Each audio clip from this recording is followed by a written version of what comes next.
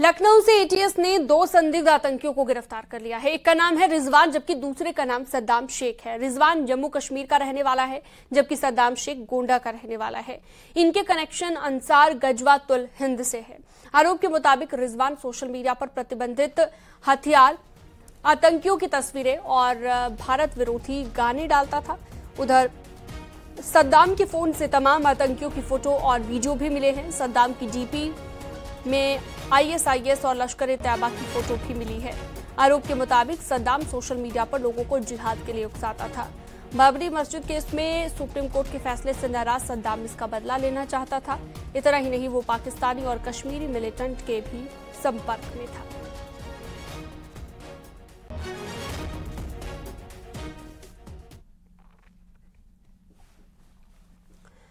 सद्दाम शेख की बेंगलुरु में गिरफ्तारी के बाद यूपी एटीएस की टीम उसके गोंडा स्थित घर पर पहुंची। टीम ने सद्दाम शेख की पत्नी से बातचीत की, सद्दाम से जुड़ी जानकारी ली। आरोप के मुताबिक गोंडा का सद्दाम शेख अल-कायदा से जुड़ा हुआ है और बेंगलुरु में ड्राइवर का काम करता था। आरोप के मुताबिक सद्दाम इस्लामिक देश बनाने की साजिश रच रहा था।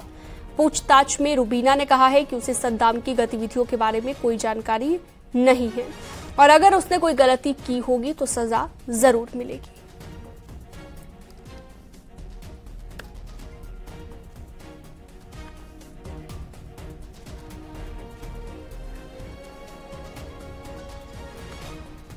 और चलिए, ज्यादा जानकारी के लिए सीधा रुख करते हैं। हमारे दोनों सहयोगी हमारे साथ जुड़ गए हैं। इस पर ज्यादा अपडेट के लिए, जानकारी के लिए लखनऊ से ऋषभमणि त्रिपाठी हमारे साथ जुड़े हैं। ऋषभमणि, सद्दाम की पत्नी से भी पूछताछ की गई है और ये मामला अब और ज्यादा उलझता हुआ नजर आ रहा है, और क्या ज्यादा जानकारी और अपडेट क्या मिल रहा है आपको?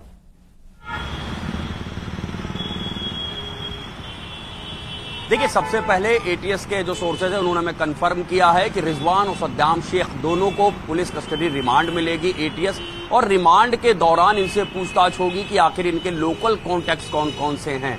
चाहे उत्तर प्रदेश की बात करें, बेंगलोर की बात, कर्नाटका की बात करें या बिहार की बात करें, और कौन कौन से लोग हैं जो इनसे जुड़े हुए हैं। क्या ये जो भी साजिश रच रहे थे वो कोई ऑनलाइन ही कोई बड़ी वारदात अंजाम देने के फिराक में थे, अफवाह फैला के, या वो ग्राउंड पर भी किसी बड़ी वारदात को अंजाम देना चाह रहे थे। क्योंकि सद्दाम शेख और रिजवान दोनों के जो सोशल मीडिया एक्टिविटी है, जो ऑनलाइन एक्टिविटी है, जब उसका एनालिसिस किया गया है तो ये बात निकल के सामने आई कि दोनों ही लोग सेल्फ रेडिकलाइज्ड आतंकी की तरह काम कर रहे थे और किसी भी बड़ी वारदात को अंजाम देने के लिए तैयार थे। अगर उनको असलहे मुहैया करा दिए जाते हैं या किसी भी बड़ी वारदात को अंजाम देने के लिए उनको हथियार दिए जाते हैं तो वो वारदात को अंजाम देने के लिए तैयार थे। सोशल मीडिया के जरिए ही वो तमाम आतंकी ग्रुपों से जुड़े हुए थे, ये जानकारी भी एटीएस को मिली है। तो अब एटीएस के लिए एक अगली बड़ी चुनौती यही है कि सद्दाम शेख और रिजवान के कॉन्टैक्ट्स को तलाशें, खंगालें कि क्या वो कई लोगों को अपने साथ जोड़ चुके थे या नहीं, या किसी वारदात को अंजाम देने के लिए वो हथियार जुटा चुके थे या नहीं। ये आगे के सवाल हैं जो एटीएस के सामने खड़े हुए हैं, जिसके लिए इन दोनों को ही एटीएस कस्टडी रिमांड में लेने की अर्जी डालेगी। बिल्कुल ऋषभमणि, और साथ ही सद्दाम शेख को लेकर जो जानकारी मिली कि अलकायदा से संबंध है और तमाम तरह की बातें अभी तक निकलकर सामने आई, लेकिन अब जब पूछताछ होगी तो माना जा सकता है कि और भी बड़े खुलासे हो सकते हैं इन दोनों संदिग्ध आतंकियों से जुड़े हुए।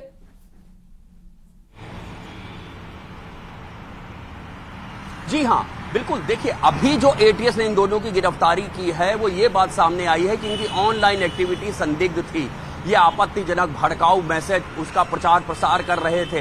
अल-कायदा की बात कर लें, आईएसआईएस की बात कर लें, अंसार गजवातुल हिंद मॉड्यूल की बात कर लें, उनकी विचारधारा से प्रभावित थे। जिहाद के रास्ते पर युवाओं को आगे बढ़ाने की ये साजिश कर रहे थे, इस तरह के मैसेज का प्रचार प्रसार कर रहे थे।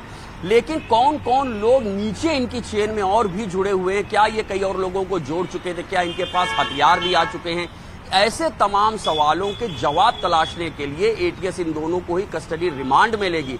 कस्टडी रिमांड के दौरान जब इनसे पूछताछ होगी तब अब तमाम अन्य चीजों का खुलासा होगा। क्योंकि सद्दाम खुद एक ड्राइवर था, उसका किन लोगों के साथ उठना बैठना था। रिजवान सिक्योरिटी गार्ड था एक फ्रोजन फूड की फैक्ट्री। ठीक है ऋषभमणि, आप बने रहिएगा हमारे साथ। देवमणि भी जुड़े हुए हैं गोंडा से हमारे साथ, देवमणि त्रिपाठी। देवमणि, गोंडा का रहने वाला ये सद्दाम शेख बताया गया है, और इसके बारे में थोड़ा सा विस्तार से बताइए क्या क्या जानकारियां निकलकर सामने आई है, क्योंकि ड्राइवरी का ये काम करता था ये तो पता चला है, लेकिन आसपास के लोगों ने क्या कहा है, कहां पर ये रहता है गोंडा में, ये तमाम चीजें बताइए।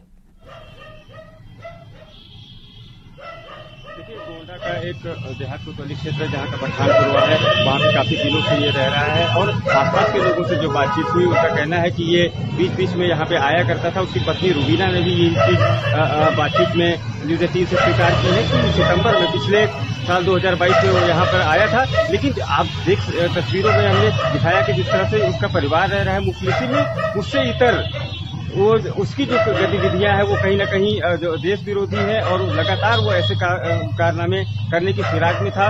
क्योंकि उस जो बातचीत में एटीएस से बातचीत में उसने बताया, उसने ओसामा को और जाकिर मूसा को और बुरहान वानी जैसे लोगों को अपना आइडियल बताया है। तो ऐसे में देखा जा सकता है कि चाहे अयोध्या का किनारा हो, चाहे देवीपाटन रेंज का जो बॉर्डर है वो नेपाल से सटता है। तो कहीं न कहीं जिस तरह से ऋषभ ने बताया कि अगर उसको असलहे मुहैया करा दिए गए होते तो कहीं न कहीं वो बड़ी